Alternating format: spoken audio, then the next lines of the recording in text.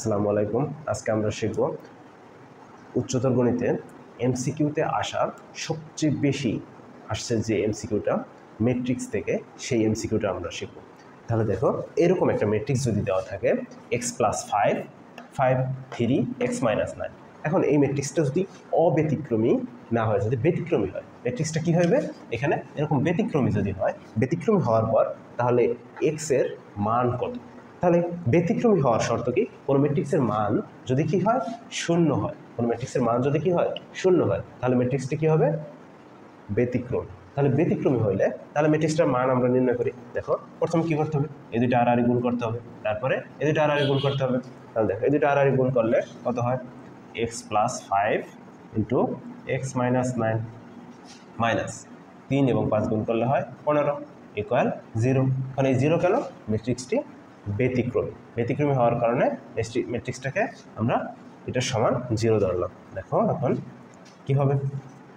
এখন এটা গুণ করি, x আর x গুণ করলে x², এবং এটা গুণ করলে হবে কত? -9x। তারপর এটা গুণ করলে +5x, প্লাস মাইনাস 5 9 45 45 - 15 = 0। আচ্ছা, তারপরে দেখো x², এখানে কি মাইনাস এবং প্লাস, প্লাস মাইনাস 9 থেকে 5 9x থেকে 5x বিয়োগ করলে থাকে 4x, বড় চিহ্ন মাইনাস, তার পিছনে মাইনাস বসবে। এখানে কত হয়? মাইনাসে মাইনাসে প্লাস 45 আর 15 যোগ করলে হয় 60, তাহলে বর্ডার চিহ্ন মাইনাস, তাহলে এখানে একটা মাইনাস বসবে = 0। তারপরে দেখো, এখন এখানে কি করতে হবে? আমাদের মিডল টার্ম করতে হবে। তাহলে কত কত নিলে হয়? আমরা জানি 6 × 10 করলে হয় কত?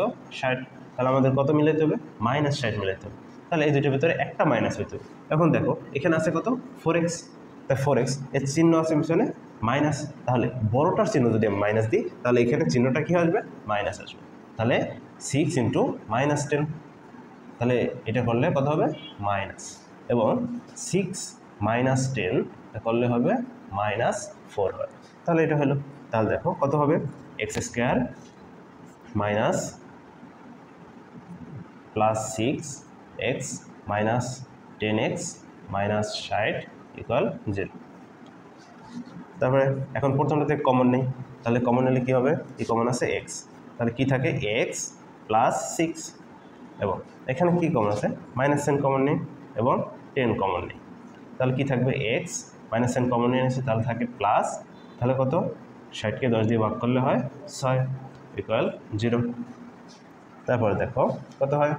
x + 6, এই দুইটা রাশি থেকে একটা কমন নিলাম, তারপর থাকে x - 10 = 0। তাহলে দেখো, হয় x + 6 = 0, অথবা x - 10 = 0। তাহলে কত হয়? x = -6 এবং x = কত হয়? 10। তাহলে এখানে এই রাশি দুইটা x এর মান যদি কত কত হয়? -6 ও অথবা যদি হয় 10, এই দুইটার যে কোনো একটা যদি হয়, তাহলে এই ম্যাট্রিক্সটি কী হবে? ব্যতিক্রমী ম্যাট্রিক্স হবে। এবং এই টাইপের প্রশ্ন এমসিকিউতে সবচেয়ে বেশি পরিমাণে আসে।